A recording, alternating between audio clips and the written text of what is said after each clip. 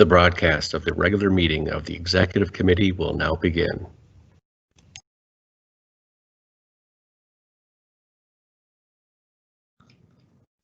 Good morning and welcome to this regular meeting of the Executive Committee for June 30th. My name is Jacob Fry. I'm the mayor of Minneapolis and the chair of this committee. As we begin, I'll note for the record that this meeting has remote participation by committee members and city staff as authorized under Minnesota Statute Section 13D.021 due to the declared local public health emergency. At this time, I'll ask the clerk to call the roll so we can verify a quorum for the meeting. Councilmember Gordon. Here. Councilmember Johnson. Here. Council Vice President Jenkins. Here. Council President Bender. Here. Mayor Fry. Here. There are 5 members present. Let the record reflect that we do in fact have a quorum and can therefore proceed to other business for the day. Colleagues, our agenda is before us, and I will move to adopt the agenda as presented. Is there any discussion of or amendments to the agenda? Seeing none, I'll ask the clerk to call the roll. Councilmember Gordon. Aye. Councilmember Johnson. Aye. Council Vice President Jenkins. Aye. Council President Bender. Aye. Mayor Fry. Aye. There are 5 ayes. That carries and the agenda is adopted. Next, we have acceptance of the minutes from our regular meeting on June 17th, and I'll move acceptance of those minutes. Is there any discussion? Seeing none, clerk will call the roll. Councilmember Gordon. Aye. Councilmember Johnson. Aye. Council Vice President Jenkins. Aye. Council President Bender. Aye. Mayor Fry. Aye. There are 5 ayes. That carries and the minutes are adopted. That brings us to our discussion items. The first item is an update from the Human Resources Department regarding waivers granted since the implementation of the city's hiring freeze. And I'll note that this is a follow-up to the initial presentation that we received at this committee the last time around, and staff should be on hand to respond to any specific questions. However, given the nature of our agenda today, I would suggest that we postpone the report itself to our next meeting. Do any members have immediate questions on the hiring freeze and the waiver report? Again, I want to make sure any questions are answered. I'm just trying to be expeditious with the timing.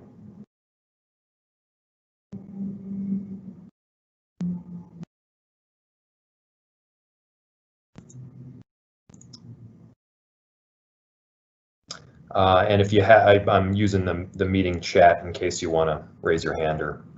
All right, so seeing no discussion, I'll direct the clerk to file that report, and we will schedule that matter to appear on the next regular meeting for a full report.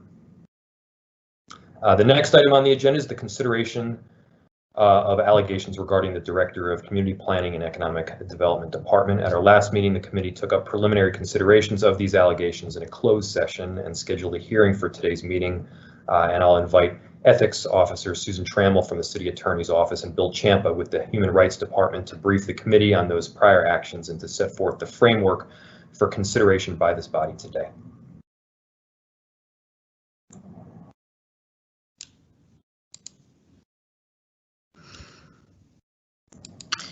Good morning, Mayor Fry and members of the Executive Committee. I'm Susan Trammell, City's Ethics Officer. As Mayor Fry stated in his introduction to this agenda item, the Executive Committee, in a closed session on June 17th, 2020, considered whether allegations against the Director of Community Planning and Economic Development might warrant disciplinary action. The committee did vote affirmatively and set today's hearing.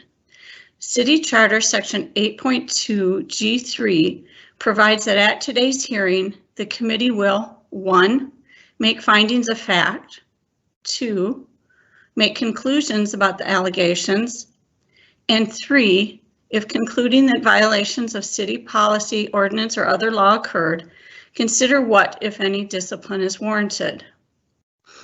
While the documents underlying the matter before the committee today are not public, they are personnel data protected by the Minnesota Government Data Practices Act. This hearing is required to be open to the public. The Minnesota Open Meeting Law permits, quote, "Not public data may be discussed at meetings subject to this chapter without liability or penalty if the disclosure relates to a matter within the scope of the public body's authority and is reasonably necessary to conduct the business or agenda item before the public body," unquote. The not public personnel data contained in the documents underlying this matter may be discussed during this meeting today, even though the documents themselves remain not public. This committee's first required action today is the finding of fact. City Charter Section 8.2 G3 provides that this committee may compel the testimony of any witness who may have relevant information, may compel the production of any relevant book, document, or thing. After the June 17th, 2020 action of the Executive Committee, staff reached out to Mr. Frank. An agreement was reached to submit stipulated facts to this committee. Bill Champa from the Human Resources Department will read those stipulated facts into the record.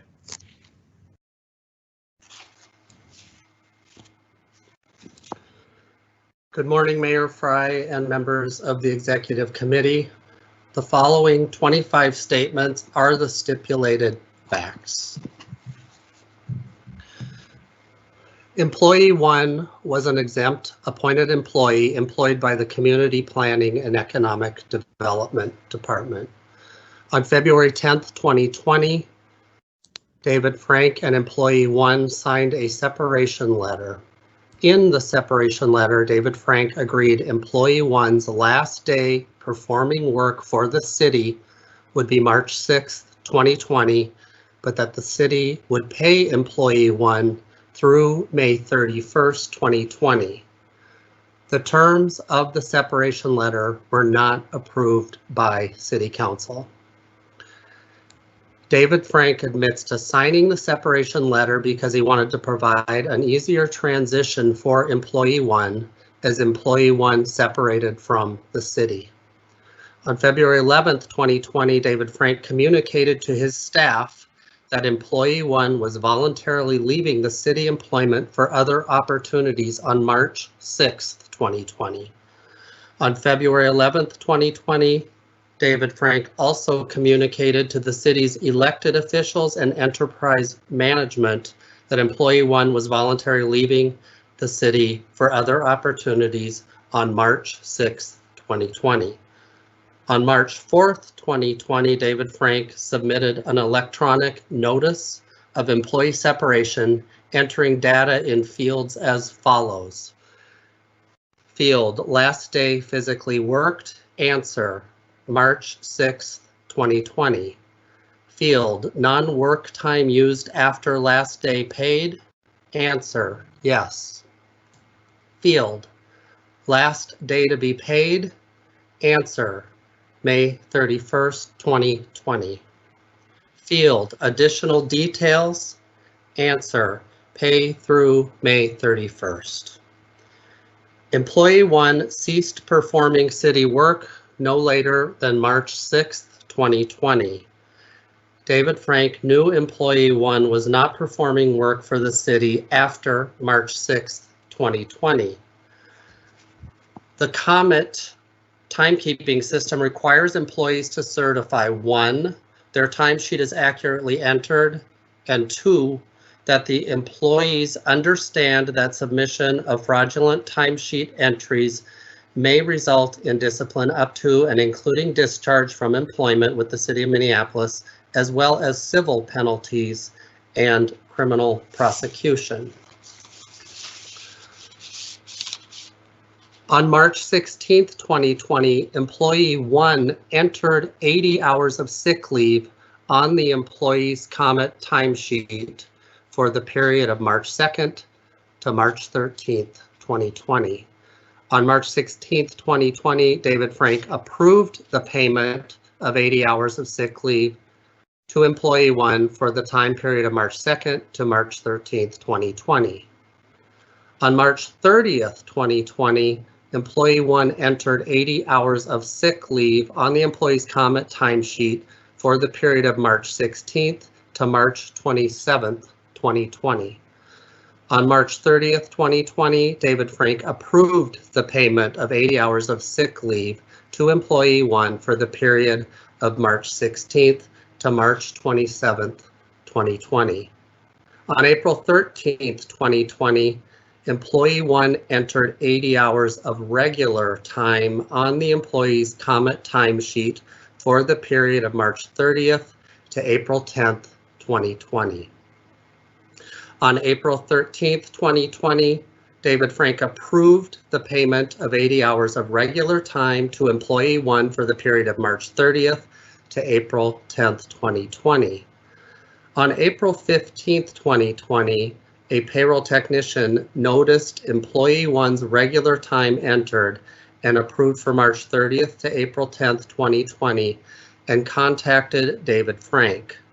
When questioned by the payroll technician, David Frank affirmed by email that employee 1 should be paid for the time entered in the payroll system.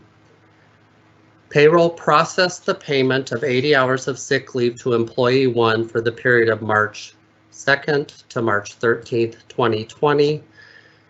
Payroll processed the payment of 80 hours of sick leave to employee 1 for period of March 16th to March 27th, 2020.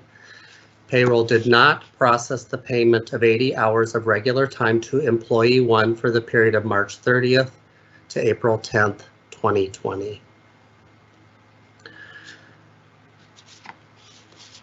Minneapolis City Ordinances, Chapter 2, Article 8, provide for sick leave to be used for an employee's illness or injury incurred while said employee actually is in the service of the city.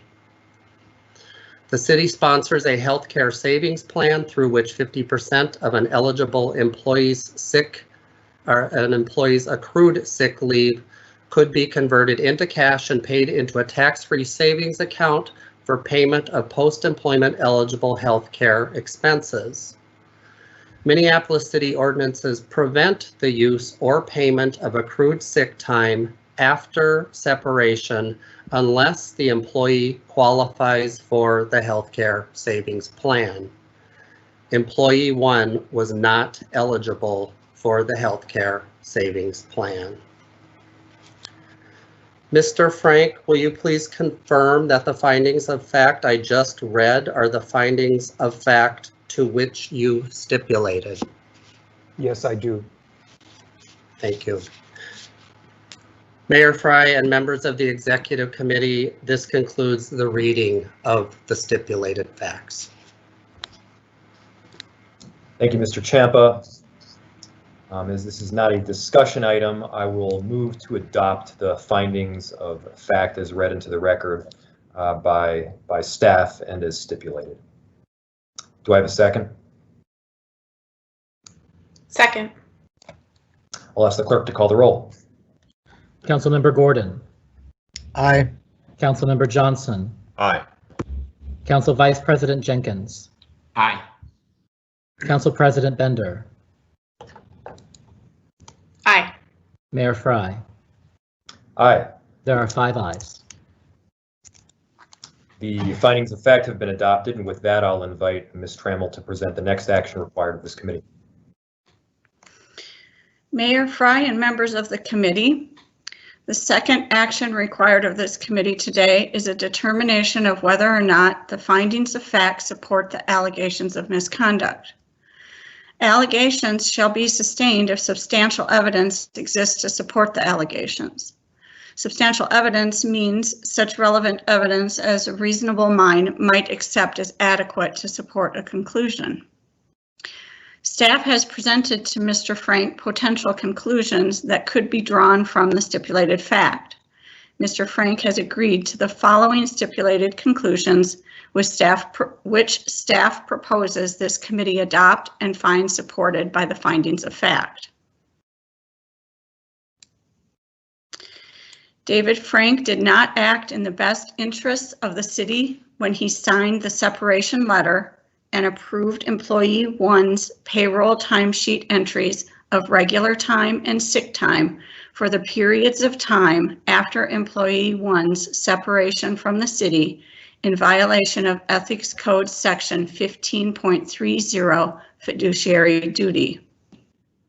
David Frank solicited privileges or special treatment of employee one by signing the separation letter and approving employee one's payroll timesheet entries of regular time and sick time for periods of time after employee one's separation from the city in violation of Ethics Code Section 15.70, use of official position to solicit privileges or special treatment.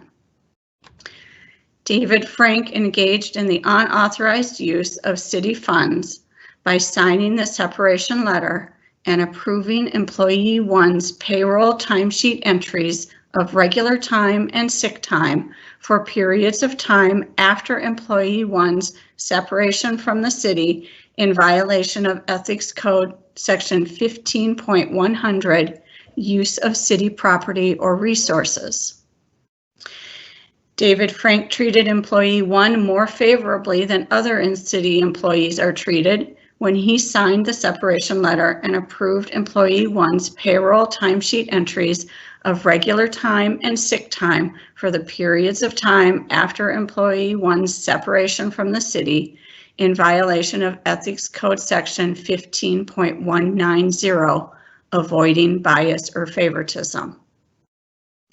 Mr. Frank, will you please confirm that the conclusions just read are the conclusions to which you stipulated? Yes, I do. Mayor Fry and members of the Executive Committee, this concludes the reading of the stipulated conclusions.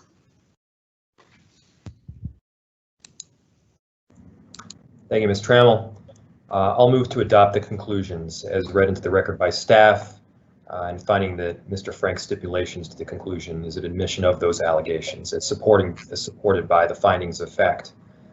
So a motion has been made. Do I have a second? Second. I'll ask the clerk to call the roll.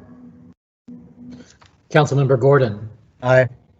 Councilmember Johnson. Aye. Council Vice President Jenkins. Aye. Council President Bender. Aye. Mayor Fry. Aye. There are 5 ayes.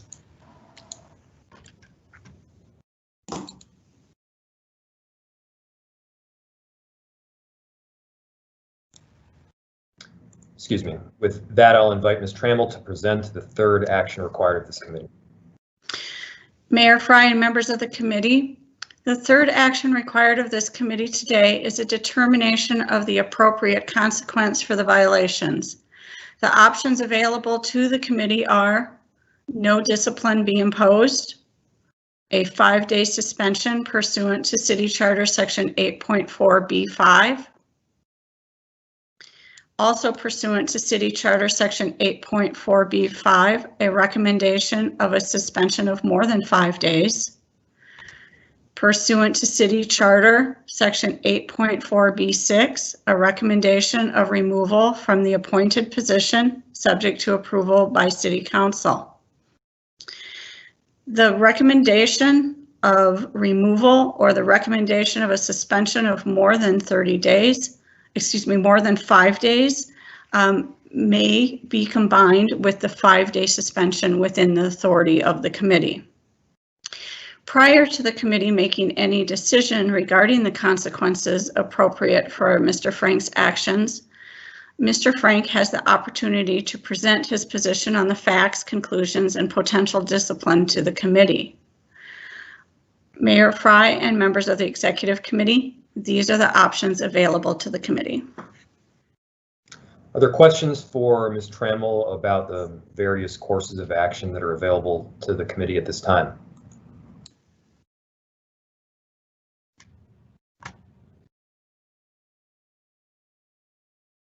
Any questions? At this point, I'll invite Mr. Frank to address the committee. Thank you, Mayor. Good morning, committee members. I thought that this was something that I could do and that I had the authority to do it. I should have known and I should have checked more, but I believed I was doing something that was within my authority to do. I have been forthcoming and transparent and straightforward from the beginning. I hope you all know that. I agree to the stipulated facts and conditions that you just heard. I am sorry that I have put the city in this position when we have so much very important work to do. I am sorry that I have put each of you in this position. I am sorry that I have put city leadership, my colleagues, in this position. And maybe most of all, I am sorry that I have put CPED leadership and staff in this position. I am very sorry, and it is an honor to do this job. Thank you.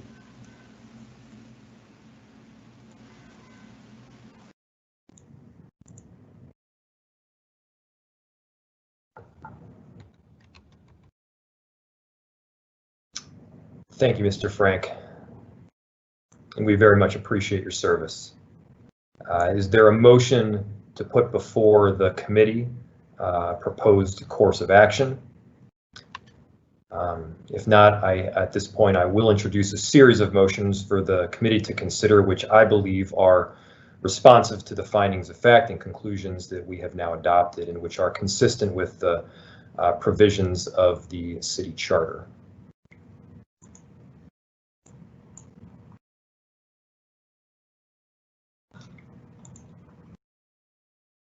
First, I'll move that there's several motions here, and I'm going to kind of go through each one of them to be clear. The first is I will move that the executive committee impose a 5-day suspension without pay as provided pursuant to the city charter section 8.4b5. Second, I'll move that the executive committee submit its recommendation to the full city council for its consideration and action that Mr. Frank be removed from his office as provided pursuant to the city charter section 8.4b6. And so I'll approach those first two. And Mr. Clerk, is it all right if I read all motions at this point in time or no? Yes, Mr. Mayor, if that's your choice. Third, I will move that this executive committee designate Andrea Brennan as the interim director of the Community Planning and Economic Development Department, effective immediately, pending final action by the City Council on the prior recommendation to remove Mr. Frank. In respect to these motions, I'll also announce here publicly that I, as mayor, am calling for a special meeting of the full City Council on Monday, July 6th. At 1:30 p.m. for the purpose of receiving and acting upon this body's recommendation with respect to the removal. Is there any discussion on that series of motions? Councilmember Johnson. Thank you, Mr. Mayor. You know, this is something very unprecedented for all of us to be going through. I think as a committee member, this is something certainly in the briefings with staff that I've discussed that it feels like because this is so unprecedented, because we don't have experience dealing with this, that it's tough making a decision on this because we don't really have guidance per se. So I'd like to ask if Mr. Ciampa could share some examples of other instances where city employees have done similar things and what the consequences have been. I will note that certainly there's a higher bar and a higher expectation for leadership within our city compared to employees as well.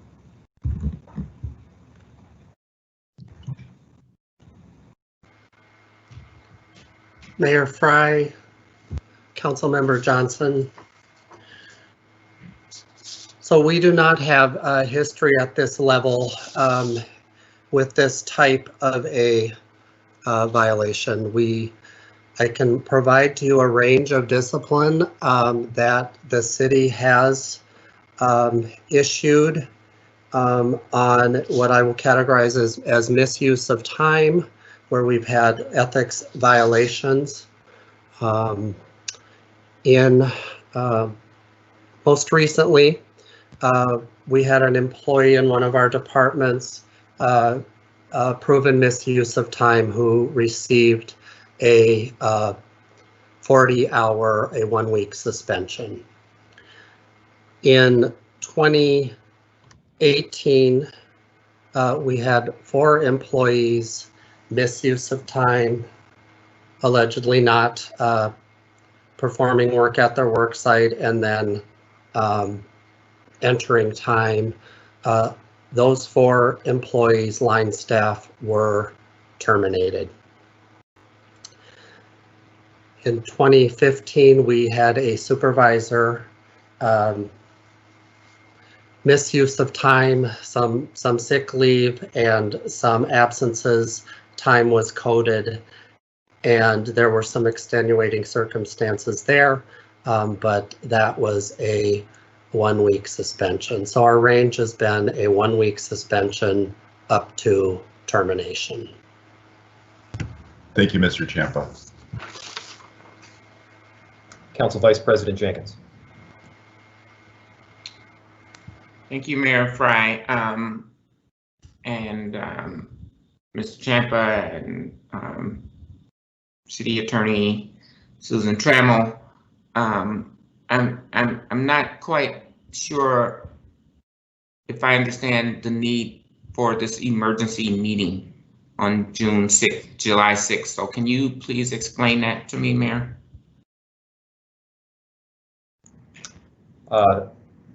Thank you, Council Vice President. The reason for the emergency meeting is for continuity purposes, to make sure that, especially during these multiple crises that we're going through, we have a clear chain of command as well as leadership throughout the department. Perhaps Mr. Carl can comment further on the procedural logistics.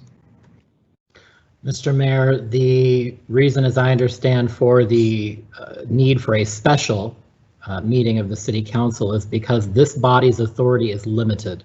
As Assistant City Attorney and Ethics Officer Susan Trammell pointed out, the authority of the Executive Committee is limited to a maximum suspension of up to 5 days. Anything above and beyond that must be referred to the City Council. The City Council's next regular meeting is not scheduled until Friday, July 17th. Thus, in order to take immediate action on the recommendations that have been put forward in the motion offered by the mayor is also proposing to call a special meeting of the City Council so that the City Council can take action on those items in a timely manner. I would defer to Ms. Trammell if there are further legal consequences or issues that I may have missed in a procedural summary. Mayor Fry, Vice President Jenkins, Mr. Carl is correct. The maximum authority that can be imposed for suspension by this Executive Committee without further action of the City Council is 5 days. So I believe that Mayor Fry's motion or action to call the special meeting is because otherwise the 5-day suspension would expire and there would be 3 approximately weeks of Mr. Frank being back as the director prior to a council action.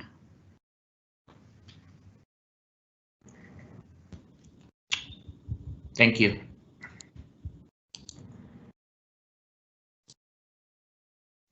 Is there any further discussion or questions on these motions? Council President Bender.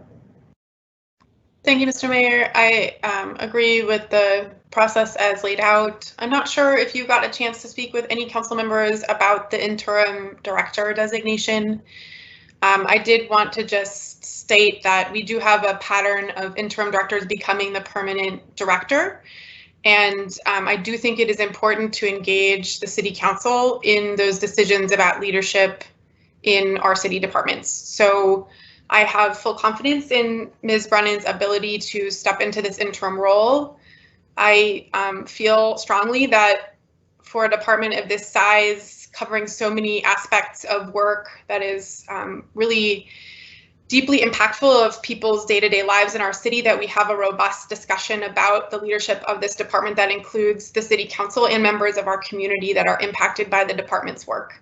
So I just want to say that here for the record, and for my colleagues who may not have known about this this particular appointment prior to right now.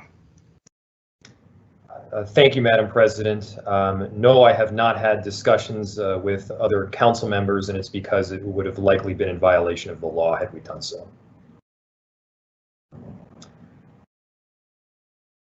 Councilmember Gordon. Thank you very much, Mr. Actually, Mayor. I was in queue after Council President Bender. Oh, I'm sorry. Yeah. Council Vice President Jenkins, you are right. Council Vice President Jenkins, followed by Councilmember Gordon. Thank you, Mayor. I absolutely want to echo the Council President's comments. I really urge and implore that there be community involvement. As we know, the most recent reappointment elicited a lot of community input and engagement, and I think we have to include that in any process moving forward. Thank you. Thank you, Council Vice President. Councilmember Gordon.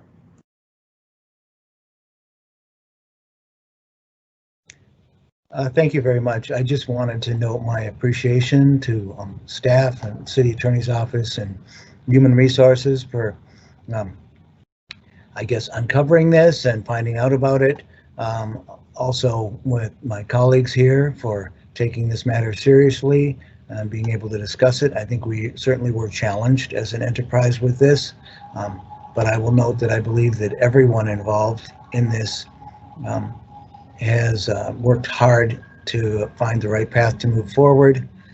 I think that we are fortunate that we had an ethics code to look back to. I think the action that we're taking today will send a clear signal, hopefully, to all of us here at the city that we take our responsibility seriously. In the ethics code, we make very clear that Minneapolis government exists to serve the people of Minneapolis. And in order to do so effectively, the people must have confidence and trust in the integrity of their city government. They deserve elected and appointed official city employees and volunteers who maintain the highest ethical principles and avoid misconduct and conflicts of interest, apparent or real. Effective democracy depends on a government that is fair, ethical, and accountable to the people it serves. And that's from the preamble of our ethics code, and I thought it might be fitting to read it here before we take this vote.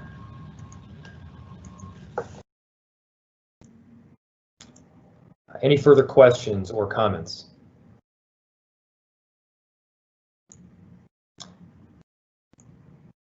Seeing none, I'll have the clerk call the roll, and we'll just reiterate that this will be for the 3 motions that were moved concurrently.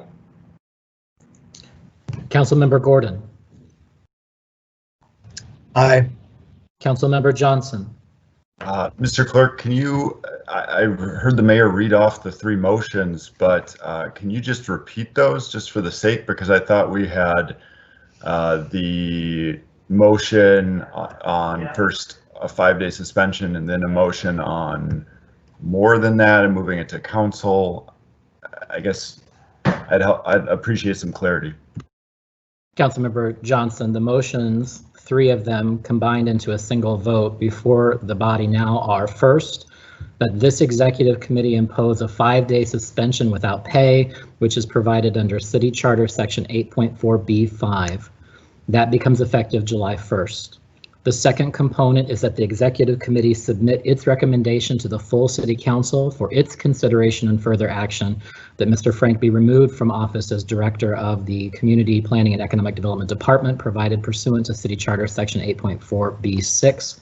And finally, the third motion wrapped into this is that the executive committee approve the designation of Andrea Brennan as the interim director of the Community Planning and Economic Development Department effective July 1st, pending final action by the City Council on the prior recommendation to remove Mr. Frank from his office.